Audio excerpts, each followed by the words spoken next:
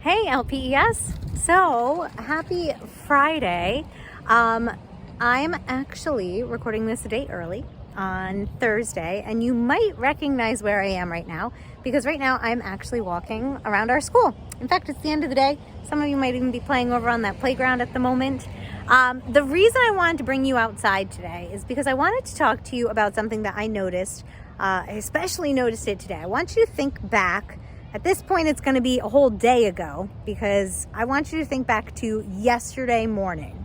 So yesterday morning, really in my world this morning, because it was earlier today, yesterday morning, it was this beautiful blue sky, wonderful sunny day. It was nice and warm at recess time. It was just a really great day. And now that it's after school, just a few short hours later, you can see the clouds behind me. You can see that it looks kind of gray, maybe a little gross out. It's certainly not as pleasant as it was just a few short hours ago. And the reason I want to tell you this isn't because I'm being a Debbie Downer and just focusing on how the weather looks kind of yucky and crummy right now. But because one of my favorite things to talk about when we talk about our feelings and emotions is how when we have feelings that are unpleasant, when we have feelings that are really hard or difficult to handle, sometimes it feels like we're going to feel that way forever. Sometimes it feels like those feelings are never going to go away. And I always like to think about our feelings as the weather, right? We have days that are sunny. We have days that are cloudy. We have days that are absolute thunderstorms. But the cool thing about the weather is it always changes. It's never here for too terribly long, right? Even this morning, going from beautiful blue sunny skies to now just a few short hours later, all these clouds, all that gray. But it's okay because we know it's not going to be here forever. The same thing happens with our emotions, with our feelings. When we feel happy, it feels great. It's a nice feeling. It's a comfortable feeling. I know I talked about that with my kindergartners this week. Comfortable versus uncomfortable emotions. And when we have those uncomfortable emotions, sometimes it's helpful for us to remember that they're not going to last forever. That at some point, the clouds are going to pass and that sun's going to come out again. Another way to think about it is when we're talking about mindfulness, we're talking about that peace, that calmness that we all have inside of us, somewhere deep inside. And sometimes it's hard to find, sometimes it's hard to see. Right now, if we look around, I can't see the sun. I don't see it. But I know it's there. I know that above those clouds, if I got up in a plane right now and flew up past those clouds, I know that we would still be able to see the sun. Sometimes it's just kind of hidden away. Our emotions do the same thing.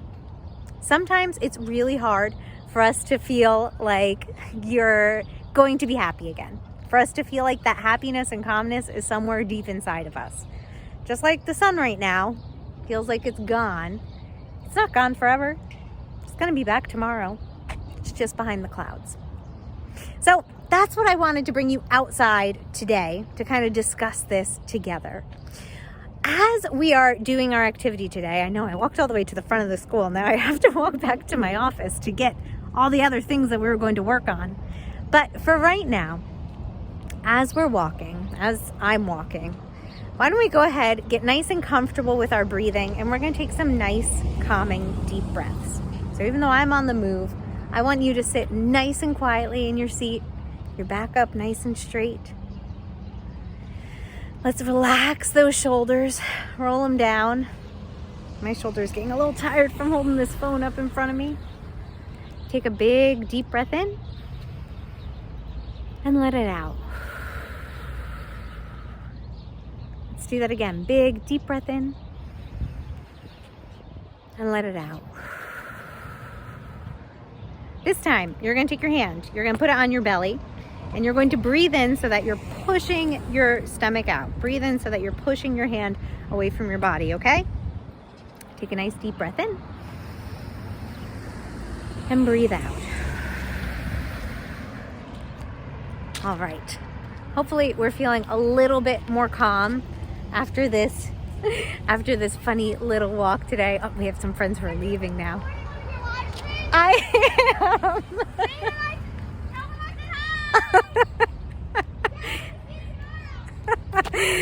am. So we have quite a few people leaving right now, so sorry about that. So as we take those nice calming deep breaths in, what we're going to do, let me put my mask back on so that we can go in together. What we're going to do is we're going to do one of our senses check-ins as well. Bye guys. Our senses check-in is when we're sitting nice and calm and we start to notice the things that we're feeling with our senses. Remember, our 5 senses are our sight, our sense of smell, our sense of taste, our hearing, and touch. Okay? So as Mrs. Heffler is getting back into her office and getting settled, this is a good reminder for you where my office is. As I'm getting back into my office and getting settled, I want you to go ahead, take another deep breath in, let it out. Let's start with checking in with our sense of hearing, okay? So I want you to listen for a moment as I kind of get this balanced, maybe. Sorry, guys. I want you to listen for a moment. I want you to try and think of what you can hear. You're not saying it out loud. You're just listening, taking another deep breath in and letting it out. Trying to focus on whatever it is that you can hear. Let's go to what we can see. Finding a spot in front of you, not looking around the room, moving all over. Just find one spot in front of you to look and notice one thing that you see. Think of what color it is, what size it is, what that material feels like, if it's heavy or light. And remember, as we're doing this, you're still taking those deep breaths in. Beautiful. Now, I want you to go to touch, sense of touch. I love this one because there's so many different things you can focus on. You can focus on the feeling of your clothes against your skin. You can focus on the feeling of your hair on your shoulders or against your head. You can focus on the feeling of your chair supporting your bottom or your feet touching the ground. Any of those work. Let's go to our sense of taste and smell. Let's start with smell. Now, you're probably wearing your mask right now, and that's okay. Just focusing in and seeing if there's anything that you can smell. Maybe you're smelling the laundry detergent on your mask. Maybe you're smelling your mouthwash or your toothpaste from when you brushed your teeth. Maybe you're smelling what you had for breakfast. Maybe you don't smell anything at all, and that's okay too. Even if we don't smell anything, that's not the point of the exercise. The point is that we're focusing on that sense of smell. Same thing with our sense of taste.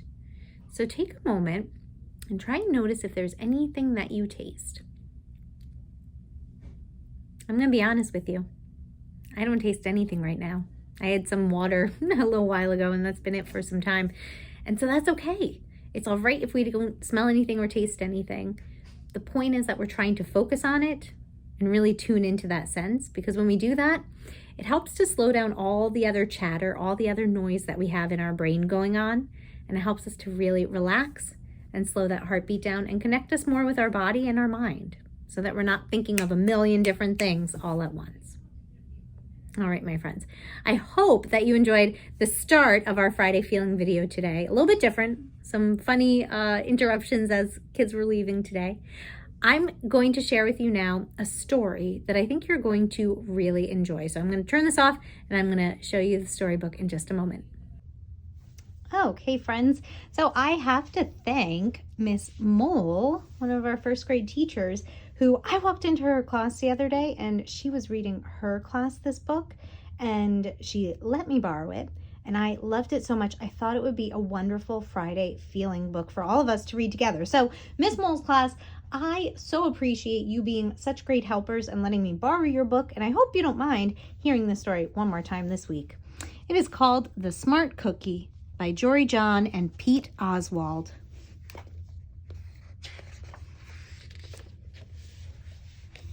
I love our Smart Cookie. We can see all the different things floating around in their brain. It looks like all the things that they enjoy or are thinking about. The Smart Cookie. Greetings. I'm a cookie. I live in a bakery on a street corner near a river. Come on in. Welcome to our little community. It's a warm and supportive place to spend some time. Pretty fantastic, eh?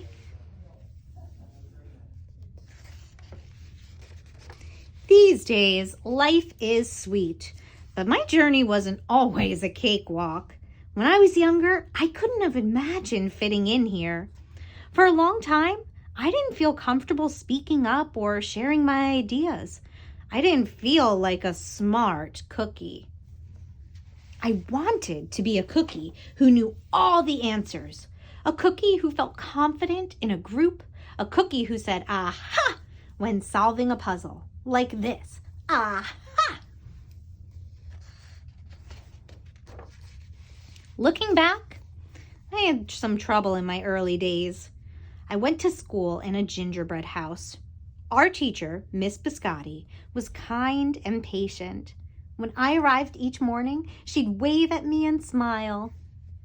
But I didn't get the best grades. And I never raised my hand because I couldn't think of the answers as fast as the others. And I was the last to finish most tests.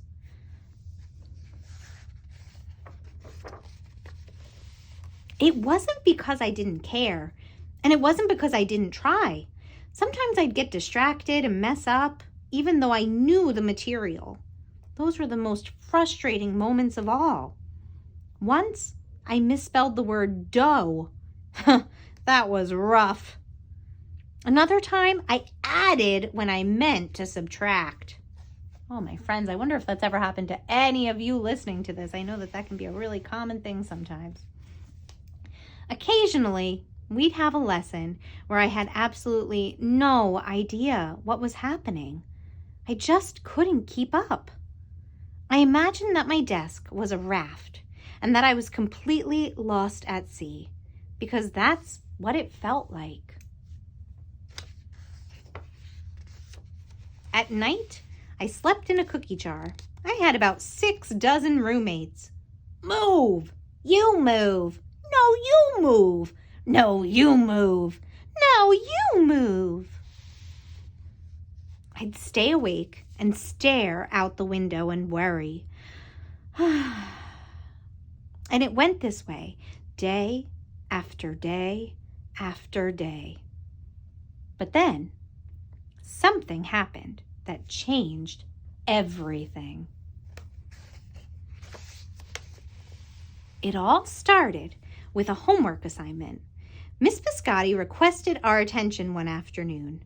Tonight, I would like you to create something completely original, she announced. It can be anything you want. Please bring it to class tomorrow. That was it. There were no further instructions. Miss Biscotti winked at me as I gathered my belongings. I felt like I had 1,000,000 butterflies in my stomach. Create anything? Something original? Due tomorrow? Gulp. When I got home, I immediately went to work. At first, I tried a cooking project. The results were half-baked. Next, I tried to hammer and nail something. It splintered immediately. Then, I tried making a sculpture. It was a complete bust. I wondered if I was about to fail yet another assignment. I was stuck. I stared out the window and watched the rain hit the river. There was something mesmerizing about the water, how it moved in such a chaotic way, swirling around and around, yet ultimately figuring out exactly where it needed to go. Suddenly, I had an idea. I decided to write something original, a poem. Aha!